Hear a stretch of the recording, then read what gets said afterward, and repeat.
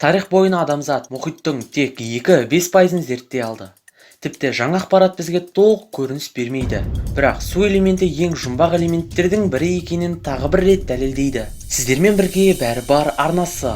Бүгін біз сіздерге мұхит туралы ешкімді бейжай қалдырмайтын құпия фактілерді айтатын боламыз.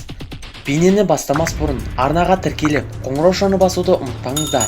Ал тіркелген және біздің арнаның көрермендері болса, лайк басып, пікір қалдырып қойыңыздар.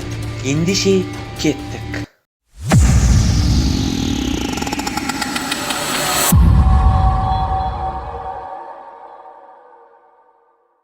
Сүт теңізі. Тіпті 400 жыл бұрын теңізшілер арасында Үнді мұхитындағы ақшыл көгілдір және жарқырап тұратын жұмбақ сулар туралы аңыздар болған. 2005 жылы ғалымдар тобы бұл жұмбақ құбылысты бастан кешіруді шешті. Олар су шынымен жарқыраған сүтке ұқсайтын жер таба алды. Ғалымдар бұл әсердің вибрио хервио деп аталатын биостилюментті бактериялардың өмірлік белсенділігі арқасында пайда болатынын анықтады. Бактериялар өздерінің жарқырауымен су тұрғындарын азғырады және осылайша ең қолайлы тіршілік ету ортасы балықтардың шектеріне енеді. Тордың құдығы. Бұл ерекше құдық орталық Орегон жағалауындағы Перпетуа мүйісінде орналасқан. Қиындық пен ағын кезінде тас шұңқыр Тынық мұхитының суларымен әдемі түрде толтырылады. Көпіршікті толқындар шу мен шашырандылармен жер астындағы қақпаларды толтырады және 6 метр биіктікке шашырайды.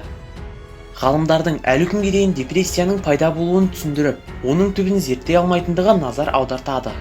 Ұңғы су астындағы үңгірлер желісіне қосылған деп болжануда. Су астындағы сарқырама. Сіз бұл әсерлі көріністі Маврикий штатына кіретін Ле Морне Брабант түбегінің жағасында көре аласыз. Су астындағы қуатты ағындар құм мен лайдың қабаттарын біркелкі емес маржан түбімен жылжытады. Құм түйіршіктері бар су каскадтары жер бетінен түбіне дейін түседі. Сондықтан су астындағы сарқыраманың әсері пайда болады. Қызыл толқын. Қызыл толқын құбылыстың жалпы атауы.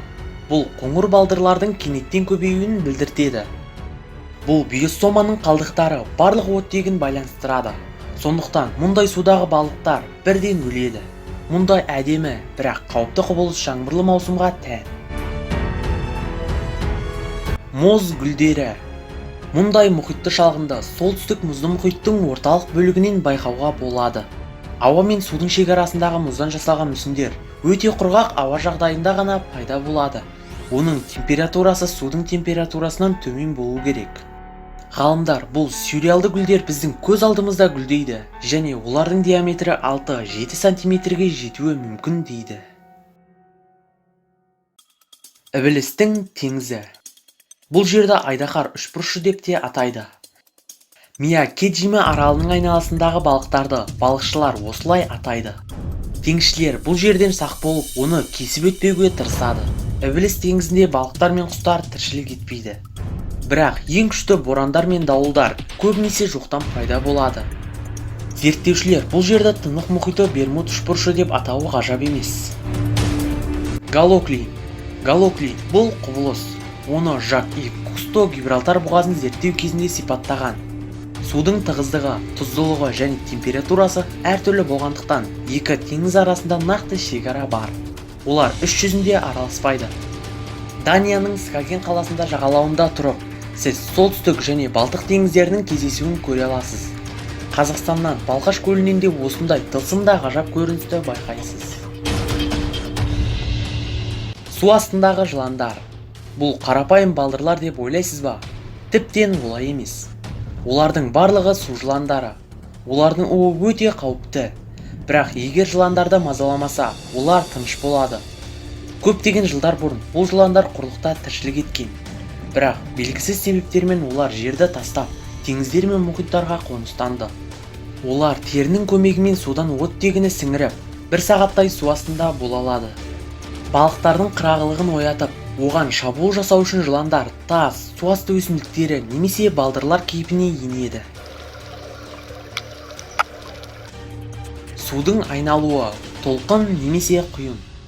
Үлкен жылдамдықпен айналатын судың массасы адамдарға ғана емес, кемелерге де тартатын шұңқыр жасайды. Көбінесе су торнадаларында, тар бұғаздарда пайда болады. Толқын өзінің шарықтау шегіне жетеді. Толқын басталады. Бірақ орасан зор судың қайтып оралуға уақыты жоқ. Содан кейін тыныс ағынымен соқтығысады. Су аз кеңістікте айнала бастайды және құйын эффектін тудыратын құйынның сыртқы жиегіне ұмтылады. Пиросомалар. Пиросомалар немесе отшашулар өте сирек кездесетін су астындағы тіршілік иелері.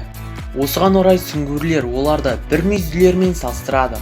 Пиросома бір тұтас ағзаға ұқсайды, бірақ іс жүзінде ол көптеген кішкентайлардан, зооидтардан тұрады. Олар өздерінің нақты көшірмелерін жасайды. Пиросомалар кит мөлшеріне дейін өсе алады. Осымен бейнеміздің соңына келдік. Ал сіз суға байланысты қандай аңыздар мен ақпараттарды білесіз? Өз ойларыңызды комментарияға жазып қалдырыңыздар. Біз міндетті түрде пікірлеріңізді оқитын боламыз. Келесі кездескенше, YouTube'тың қызығын бөліскенше достар.